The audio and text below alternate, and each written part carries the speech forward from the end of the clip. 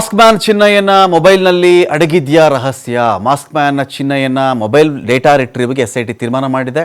Data ಅಳಿಸಾಕ್ಬಿಟ್ಟಿರ್ತಾರಲ್ಲ, ಯಾರ ಹತ್ರನೋ ಮಾತಾಡಿರ್ತಾರೆ, chat ಮಾಡಿರಬಹುದು, photo ಕಳಿಸಿರಬಹುದು, ಕೆಲವು ವಿಚಾರಗಳ ಬಗ್ಗೆ ಚರ್ಚೆಗಳು ನಡೆದಿರಬಹುದು.